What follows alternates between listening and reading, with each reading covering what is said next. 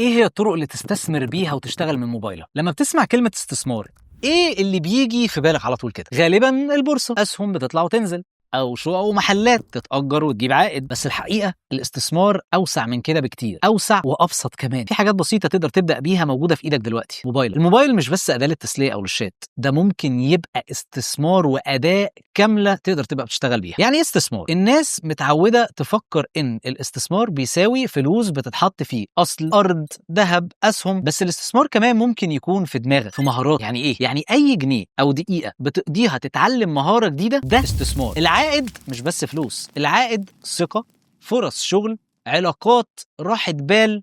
اديك مثال، في قناة اسمها The Financial Diet عاملة كده بلاي ليست اسمها Investing in Yourself. الفكرة انه تطوير نفسك بيساوي استثمار يجيب لك عائد مش متوقع. طيب ليه الاستثمار في النفس اسرع؟ خليني اديلك مثال. لو معاك 1000 جنيه وحطيتهم في البورصة مش هيتضاعفوا في شهر، ممكن السوق ينزل وتخسر. لكن لو نفس ال1000 جنيه صرفتهم على كورس او أداة او كتاب يعلمك مهارة مطلوبة، ممكن تلاقي نفسك الشهر اللي بعده بتعمل دخل جانبي 2000 أو 3000. ROI أو العائد على الاستثمار في نفسك دايما أسرع وأضمن. اليو جي سي هو استثمار بموبايلك بس. خلينا ندخل في مثال عملي. اليوزر جنريتد كونتنت زي ما كنت لسه بقول، أو هو اليو جي سي اللي هو ببساطة إنك تصور فيديو أو صورة بمنتج وتبعتها لشركة تستخدمها هي في تسويقها. تستخدمها بقى، والشركات بتحب ده جدا وبتحب النوع ده جدا لأنه طبيعي وحقيقي. وانت هنا مش محتاج كاميرا غالية أو محتاج استوديو، كل اللي انت محتاجه موبايلك، إضاءة بسيطة، محتوى بيبيع. في كورس اسمه يو جي سي في 7 أيام بيعلمك ازاي تختار منتجات مناسبة علشان تعرف تبقى بتسوق بيهم وتكتب بيهم سكريبتات، تبيع بيهم، تدخل لنفسك بيهم فلوس، تصور بإضاءة وزوايا حلوة من البيت. كل دي حاجات ممكن تبقى بتتعلمها في كورس اليو جي سي. تمنتج بالموبايل، تبني بورتفوليو قوي ليك تبقى بتراسل بيه الشركات بعد كده وتتفاوض معاهم وتحدد معاهم الأسعار المناسبة. بعد أسبوع واحد بس إن الكورس ده ممكن يكون معاك أول شغل مدفوع.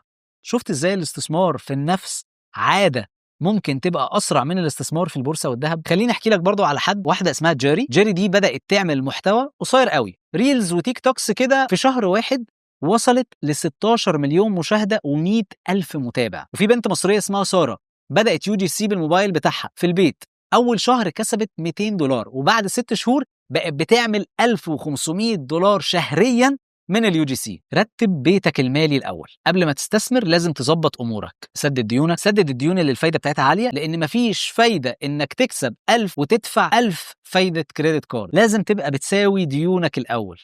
اعمل ميزانية، وزع الدخل اللي فيها. أساسيات توفير استثمار. ابعد عن قاتلات الثروة زي العربيات الغالية. في مستثمر اسمه هامفري يانج بيقول العربية أفقر عادة مالية لأنها بتخسرك فلوس كل يوم. فعلا العربيات هي عبارة عن حد فاتح بقه عايز بنزين، عايز زيت، عايز. دايما ركز على المصادر اللي تتعلم منها. لو معاك موبايل فانت معاك جامعة كاملة ببلاش في اليوتيوب. في عالم اسمه جراهام ستيفن عنده خبرة عقارات مرعبة، بيعلم الناس ازاي يقدروا يعملوا دخل سلبي من العقارات. وفي وايت بورد فاينانس، دي بتشرح للناس استراتيجيات علمية مدروسة على سبورة بيضة كده وايد بتخش ترسم. في YNAB ده بيعلمك تعمل ميزانية زي لعبة كده ويتحرك معاك فيها خطوة بخطوة. في نات اوبريان ده البساطه والانتاجيه، بيعلمك ازاي تبقى بتجيب من خلالهم فلوس زياده. في برضو جوزيف هوج ده بيعمل حاجه اسمها CFA، يعني بيشرح استثمار باسلوب بسيط. عندك كميه ناس تقدر تبقى بتشرح عن الفيديوهات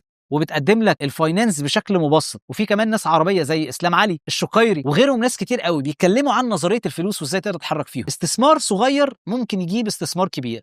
العائد اللي هتكسبه من مهاره زي اليو جي سي او الفريلانس، خد جزء منه وابدأ تحطه في استثمار تقليدي، أسهم، سندي استثمار، ذهب، بورصة. يبقى أنت كده عملت compound investment. استثمرت في نفسك وجبت دخل سريع، استثمرت الفلوس في السوق عشان تبقى بتجيب نمو طويل المدى.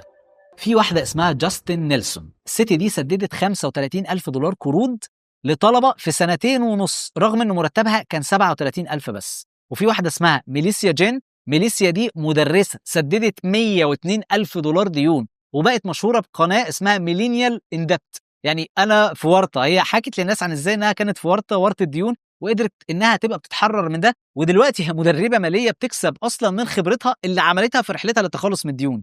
بصوا ازاي انه اصلا قصص زي دي بتوريك ان استثمارك في نفسك، سواء انك تتعلم او انك تبقى بتتخلص من دين، ده بيساوي حرية مالية. دلوقتي عرفنا ان الاستثمار مش بس بورصة وعقارات، الاستثمار ممكن يبدأ من موبايلك، وقتك ومهارة بسيطة. ابدأ صغير، ولو فيديو بموبايلك، خد كورس، اتعلم، طبقه، حط بادجت. المهم تبدأ النهاردة مش بكرة.